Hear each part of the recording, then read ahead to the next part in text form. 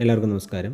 2026 വ്യാഴമാറ്റ ഫലങ്ങളെയാണ് ഇന്ന് നമ്മൾ നോക്കാൻ പോകുന്നത്. ഈ വർഷത്തെ വ്യാഴമാറ്റത്തെ നമുക്ക് 2 ഘട്ടങ്ങളായി തിരിക്കാം. കാരണം 2026 ജൂൺ 2-ാം തീയതി വ്യാഴം തൻ്റെ ഉച്ചരാശിയായ കർക്കിടകത്തിലേക്ക് മാറുന്നുണ്ടെങ്കിലും അവിടെ അധികകാലം നിൽക്കാതെ അതിചാരമായി 2026 ഒക്ടോബർ 31-ന് ചിങ്ങം രാശിയിലേക്ക് മാറും. അതിനുശേഷം 2027 ജനുവരി 25-ന് വക്രഗതിയിൽ വീണ്ടും കർക്കിടക രാശിയിലേക്ക് തിരികെ വരികയും 2027 ജൂൺ 26 വരെ അവിടെ തുടരുകയും ചെയ്യും. വ്യാഴത്തിൻ്റെ ഈ വക്രഗതിയും ഉച്ചസ്ഥിതിയും അതിചാരവുമെല്ലാം അവിട്ടം അവസാനത്തെ 2 പാദങ്ങൾ, ചതയം, പൂരുട്ടാതി ആദ്യത്തെ 3 പാദങ്ങൾ എന്നീ നാളുകൾ അടങ്ങിയിട്ടുള്ള കുംഭക്കുറുകാർക്ക് നൽകാൻ പോകുന്ന ഫലങ്ങളെക്കുറിച്ചും, പ്രത്യേകിച്ച് ഇപ്പോൾ 7 ശനിയുടെ അവസാന ഘട്ടത്തിൽ നിൽക്കുന്ന നിങ്ങൾക്ക് 6-ാം ഭാവത്തിലേക്ക് വ്യാഴം വരുമ്പോൾ സാമ്പത്തിക കാര്യങ്ങളിലും ആരോഗ്യപരമായ കാര്യങ്ങളിലും എത്രത്തോളം ജാഗ്രത വേണമെന്നൊക്കെയാണ് ഇന്ന് നമ്മൾ വിശദമായി നോക്കാൻ പോകുന്നത്. കുംഭക്കുറുകാരെ സംബന്ധിച്ച് സാമ്പത്തിക കാര്യങ്ങളിലും ജോലിയിലും അച്ചടക്കം പാലിക്കേണ്ട ഒരു വർഷമാണിത്. കഴിഞ്ഞ 1 വർഷക്കാലമായി വ്യാഴം നിങ്ങളുടെ 5-ാം ഭാവത്തിൽ സഞ്ചരിച്ചിരുന്നതിനാൽ സാമ്പത്തികപരമായി നേട്ടങ്ങളും സന്താനങ്ങൾ മുഖേന സന്തോഷവും സമൂഹത്തിൽ നല്ല പേരും നിങ്ങൾക്ക് ലഭിച്ചു കാണും.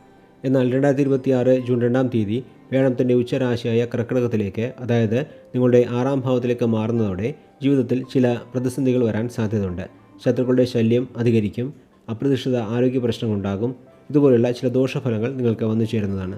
തുടർന്ന് 2026 ഒക്ടോബർ 31-ാം തീയതി വ്യാഴം അതിചാരമായി 7-ാം ഭാവമായ ചിങ്ങം രാശിയിലേക്ക് മാറുന്നതോടെ 6-ാം ഭാവത്തിലെ ദോഷഫലങ്ങൾ പെട്ടെന്ന് കുറയുകയും വലിയ ആശ്വാസം ലഭിക്കുകയും ചെയ്യും. ദാമ്പത്യ ജീവിതത്തിൽ സന്തോഷവും ബിസിനസ്സിൽ അനുകൂലമായ മാറ്റങ്ങളും ഈ സമയത്ത് ഉണ്ടാകും.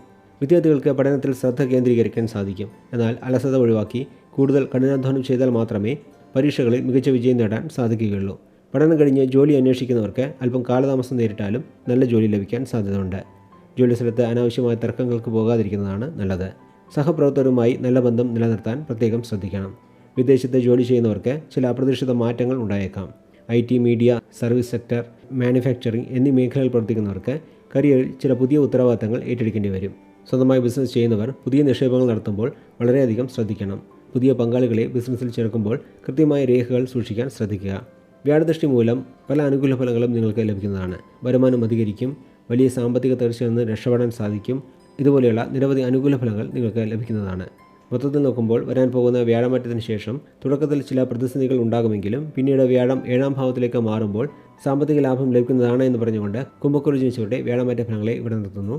അടുത്ത വീഡിയോയിൽ മീനക്കുരു ജനിച്ചവരുടെ ഫലങ്ങളെ നോക്കാം. അതുവരെ എല്ലാവർക്കും നന്ദി, നമസ്കാരം.